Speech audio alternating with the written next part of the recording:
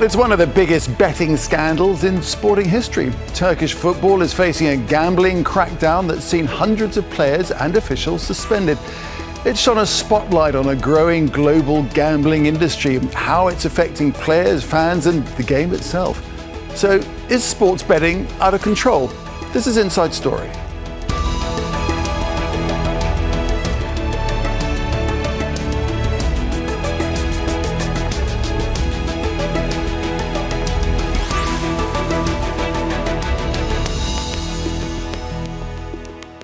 Hello there and welcome to the programme. I'm Nick Clark.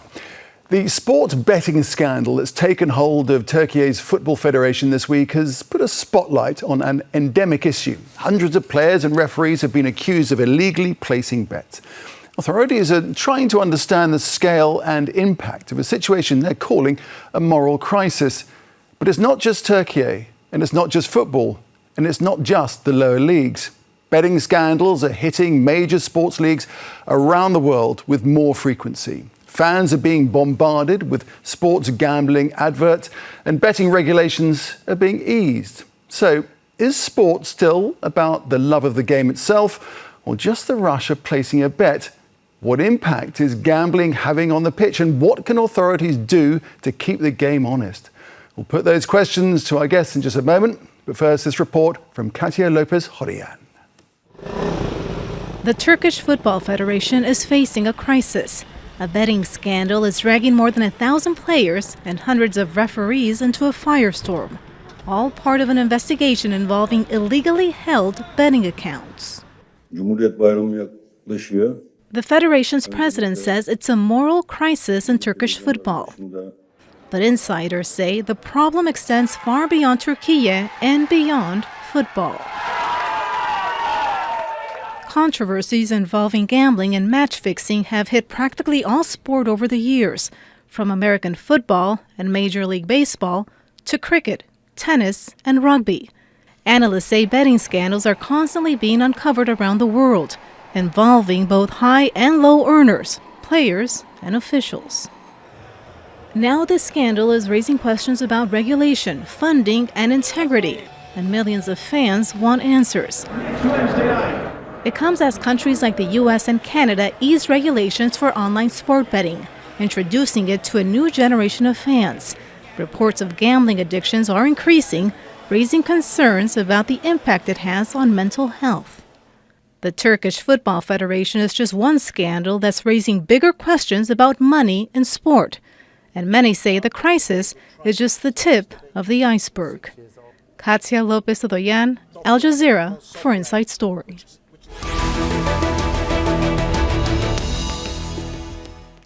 Before we jump into the discussion, let's take a look at some numbers. The global sports betting industry has been expanding at a breakneck pace. It's now worth about $108 billion a year, and it is projected to nearly double by 2030.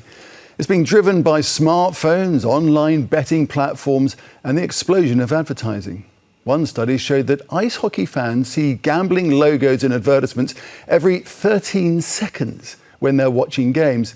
In the UK, viewers are exposed to more than 3,500 betting logos during just one regular Premier League match. And all of this is leading to social problems. Nearly 20 million adults in the US alone have reported problematic gambling behaviour in 2025. All right, let's get into it. Let's bring in our guests. In Istanbul, we have Emre Dedeoglu, a sports commentator. In Milan, Tancredi Palmeri, an international sports analyst.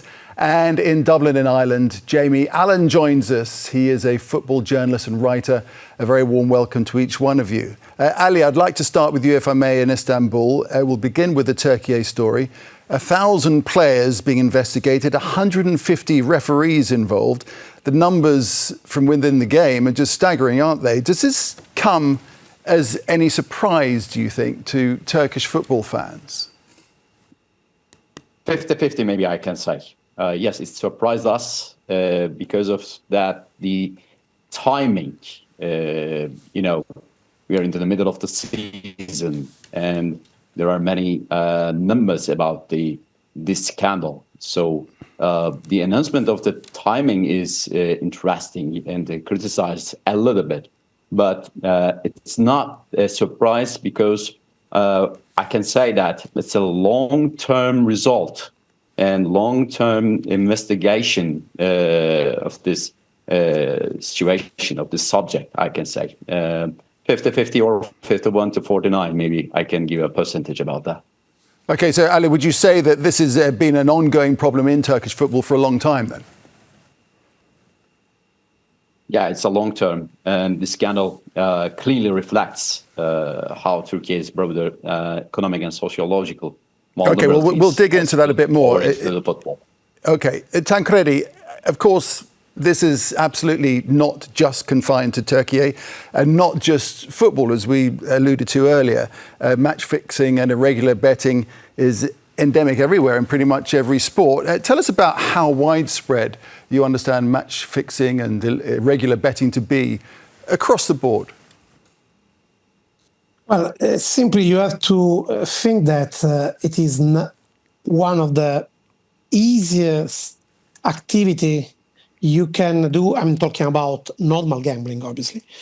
One of the easiest activities like online shopping. And the moment in which the gambling went beyond the big events, beyond the top tiers events, went to the not that famous far leagues, to the lowest division, youth games even. Well, in that moment, combined with the fact that it is one of the easiest activity that you can do, well, in that moment, it became just super, super easy. We know that often, whenever there is such a scandal that is spreading out like this, we always see that there is a linking point that is bringing to the Far East crime organization that seems to be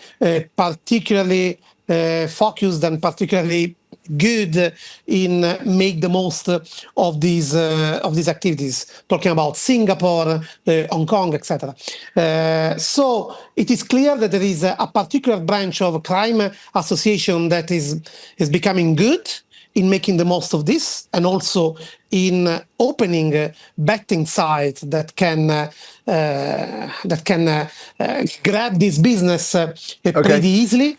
But at the same time, it is widespread, it's not confined to Far East. All right, let me throw it to Dublin and Jamie. We should explain that match fixing need not be just fixing a match. It can be anything from manipulating the score to fixing the time of a throw-in, say. And it's not, as I said earlier, it's not just football. Tell us about the different sports that are involved in this and the different kind of activities that players might do if they're trying to throw a game or to time a particular incident. Yeah, as you say, it's not confined just to football. Football is possibly one of the biggest markets globally, just because of obviously the power and the popularity of the sport. But just in recent decades, bringing it more into sort of Western Europe, within the UK and Ireland, that there's been scandals within the games of cricket, within rugby, down to people falsely bowling at a particular point during a cricket match, or even.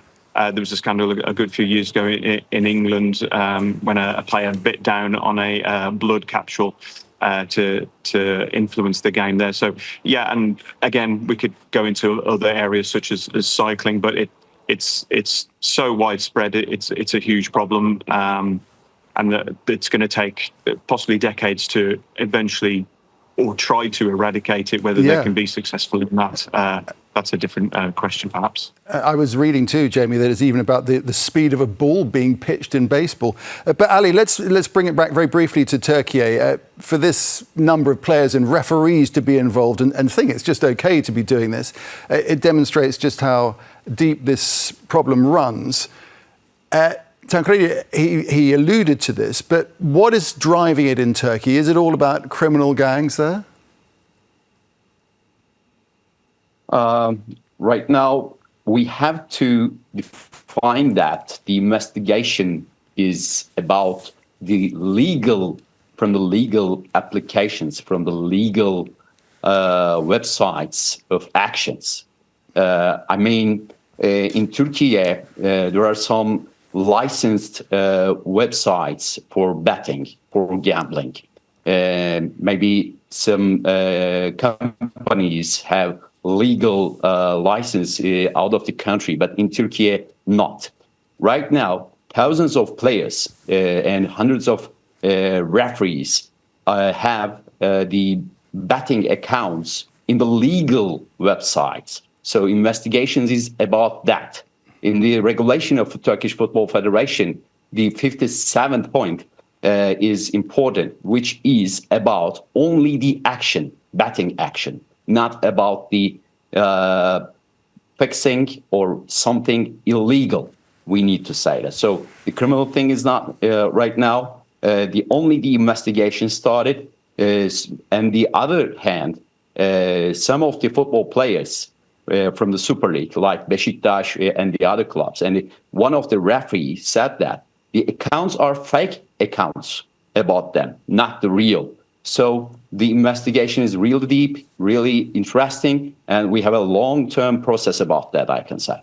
Okay, Tancredi, when we talk about the broader scope, just not irregular betting, but the broader scope of match fixing and all the things that Jamie was talking about, in football, how does it actually work? How are players approached, and how might they then, agree to do something to fix the time of a throw-in or a goal kick or whatever? It could be in really many, many ways. Well, first of all, we have to remind that it is even forbidden to bet, to gamble on whatever event that it is about football when you are a professional football player. So even if you are not actually fixing anything, it is just forbidden. But anyway, really in any way you can find a way. And fairly, you mentioned the fact that you mentioned in baseball about the speed of a ball. We know that in baseball they are maniacs with many of the stats. But for example, one of the most common thing that was picked up in latest gambling scandals has been the ability, for example, from a player to pick up a yellow card, because it's not something that is really influencing the result of a game, it's not really influencing what is happening to your team, and it's something you can pick up easily in the last minutes. Sometimes there are even some gambling companies that are accepting in real time betting on a throw-in. If a throw-in is coming in the last minute, something like that, even that is easier too. So as long as the business developed even this way, it's not like anymore, I'm conceding an own goal, I'm selling a game, I'm losing a game or whatever, and letting someone to score. It's even some easy things that is not striking the eye, that is not affecting the normal events of a game, but it is match fixing. Okay, so Jamie, in these kind of situations, how are players approached to do whatever they're supposed to do? Because it's not something that just happens over 5 minutes. So there would have to be a good sit-down discussion about what they are required to do, and there'll be discussion about money and so forth, right?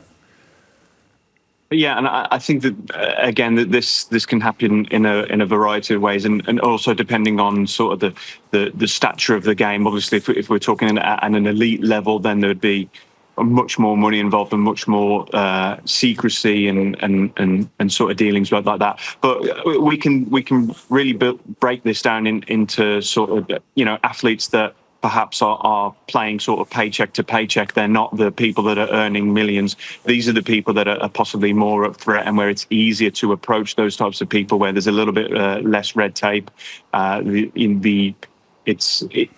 It's easier not to get caught with those types of people. So there can be various ways, whether it's through possible agents or simply social media. I mean, we've all got a smartphone. It's incredibly easy to get hold of anyone's details. So the possibilities in trying to contact these people and set up such scandals are unfortunately very, very easy. Top level players, Jamie, are not isolated from this. Even in tennis, the tennis great Novak Djokovic, he said that fixers unsuccessfully, of course, but they unsuccessfully approached him in the past. But there's many a famous name, Jamie, that has been, fingered. Yeah, absolutely, and I think that only shows the scale of what we're talking about here. You could call it possibly brazen, but these people know that they're most likely going to get away with it. You mentioned in tennis there, big name players, world champions being approached to fix games.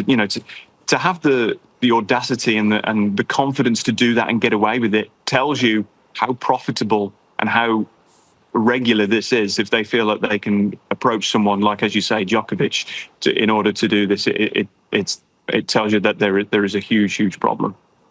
Ali, why might players in Turkiye be tempted by this? Is it a question of, as Jamie just said, living from paycheck to paycheck and, just earning a bit of extra cash on the side and hoping that nobody's going to notice? Because it's a huge risk to their careers, isn't it?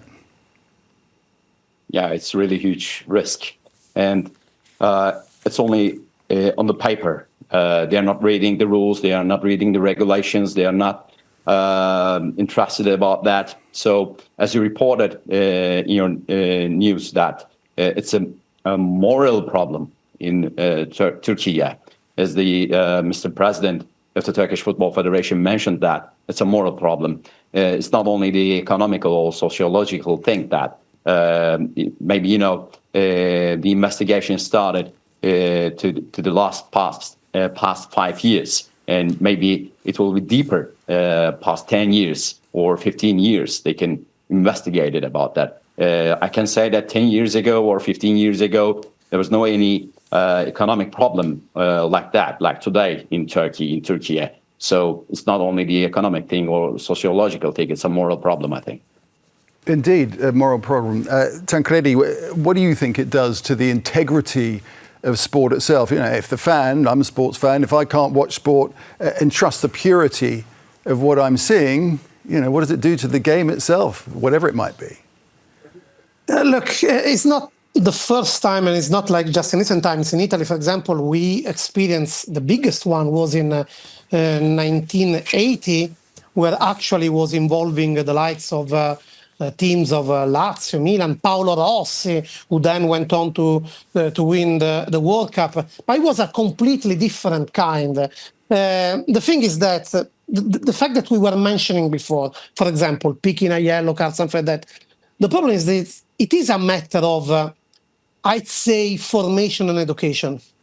Because nowadays, let me say kids, and then when I say kids, I'm talking about 20 years old that are playing football at professional level or approaching the professional level, they seem not to understand how big is even the concept morally of doing something on purpose just to fix this, even if it's not like, can seem like a big issue, like conceding a goal, scoring an own goal, selling a game, something like, it's just a yellow card, it's just a throw-in.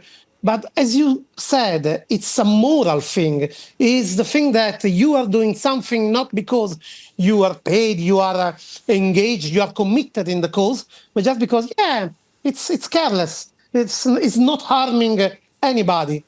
But the moment in which you don't realize you are actually harming someone with that action, that is even bigger than selling a game or conceding an own goal. Because it seems that it means that you don't understand, you don't realize, you are not aware of how heavy is the action you are getting involved into.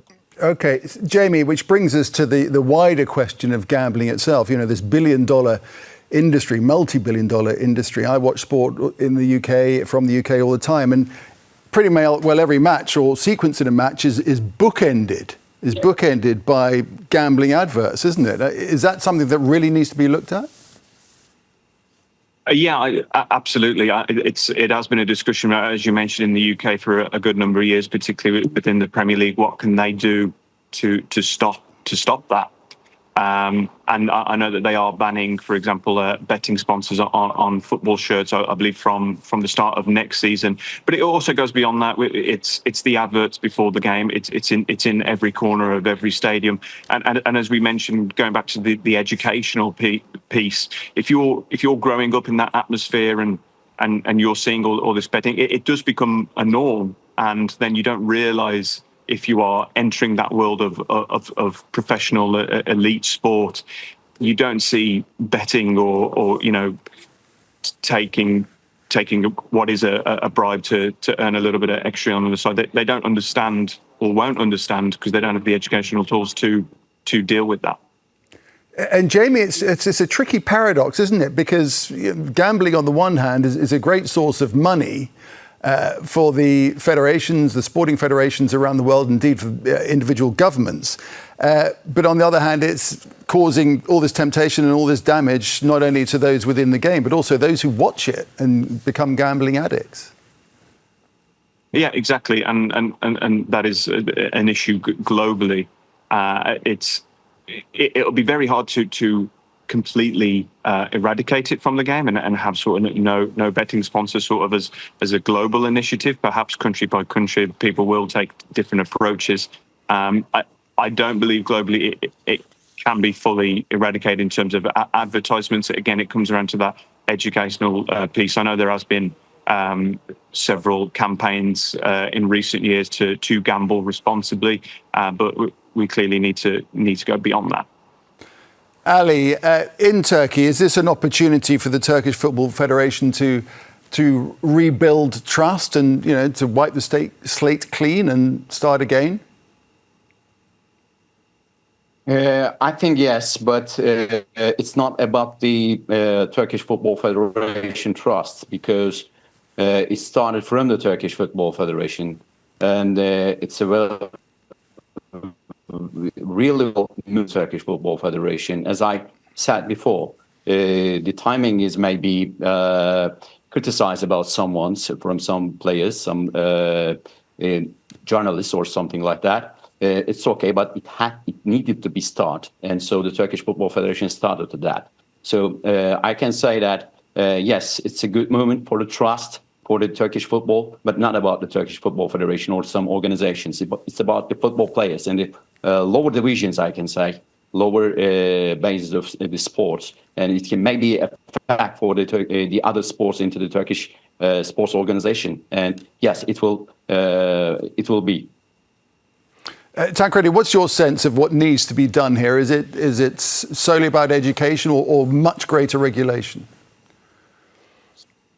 The two things have to go together, clearly. Education, information is something that come first, not just when the things are already happening. And the regulation, I'd say, is already ongoing. There are many companies that are involved by official federations, international federation. One is called BetRadar, for example. But as easy as it is, these things to happen means that the controls, has to be the same specifics and the same implacable. It's a completely different world. Mobile is in our hand. It's the easiest operation to do, as I said before. And that's why I talked about formation and education, because when it is happening, it is already too late. And obviously, those organizations like BetRadar, that are monitoring constantly, they can tell you when something is going different, is going wrong. But at that end means that already there is a whole process that has happened, and you have to work at the top of it before the things happen. Jamie, a question that we pose right at the top of the show is this, such as the popularity of gambling now and its kind of immersion in the world of sport. Is sport still about the love of the game or the rush of placing a bet? I think on the whole, as obviously a sports fan, someone who loves sports, I think it is still for the vast majority of people about the love of their sport, their game. But for some people, perhaps that's where they start, with the love of the game from perhaps early childhood. But as they progress into sort of young adults, that's when it can become a bit too much of a rush for that bet. If you say you start looking at, when you start having those real issues, you're gambling on sports you don't know, teams you don't know, in countries you don't know a lot about. So it's it's about, you can enjoy, obviously, gambling and doing that in a responsible manner, and also love the game. But there's a particular threshold when it starts to get out of control. And Ali, from your point of view, what's your sense about the integrity of the game, given everything that we've been discussing? Yeah, it's really interesting. As Jamie said, that it's really important, and I can say that it's a type of stock market for the sports, but on the other end, it's gambling. It's gambling. It depends on the luck, not about the work. So 90%, maybe more, people watches this sports for the betting. It's really interesting. I can give an example about that. Many people criticize me, for example, while commenting a game. Are you betting or doing something like that? They're looking to the speaker, he's betting or not. They're watching like that, and it's a really huge problem. And my sense is, unfortunately, the clubs, organizations need money, and the gambling, the betting is giving them much. Tancredi, in researching this ahead of chatting to you guys, I read that youth sport is being targeted in this way, particularly in Brazil and Argentina. A host of youth games there are being fixed. And the trouble is that, if corruption is starting that early, you almost feel like there's no way of fixing it. It's exactly the point where I was going before. Obviously, this is an issue that takes more place where there is space for doing it, and obviously where there is a need for money, and where there is an awareness, it's an easy process. And then if you go to countries where they have great football, great footballers, but obviously in lower divisions, well, we are talking about serious issues with salaries, with economy, then everything gets easier. I always say that, I always use this sentence that as you don't stop wind with the hands, then you can't stop modernity to progress.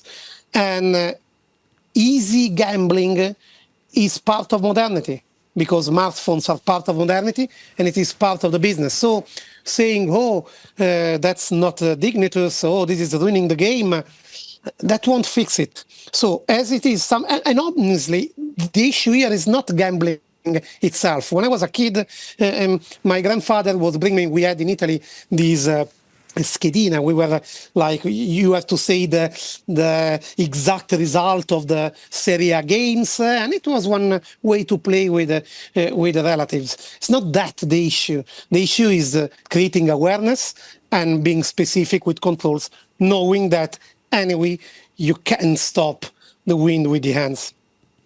Well, gents, fascinating chatting about this very important issue. Thanks very much indeed for joining us here today. That's Ali Emre Dedeoglu, Tancredi Palmeri and Jamie Allen joining us there from Dublin. Thanks, guys. And thank you too for watching. You can see the programme again at any time following this story, and visit our website, aljazeera.com. And for further discussion, just go to our Facebook page. That's facebook.com/AJ Inside Story. And you can also join the conversation on X. Our handle is @AJ Inside Story. From me, Nick Clark, and the entire team here in Doha, goodbye for now.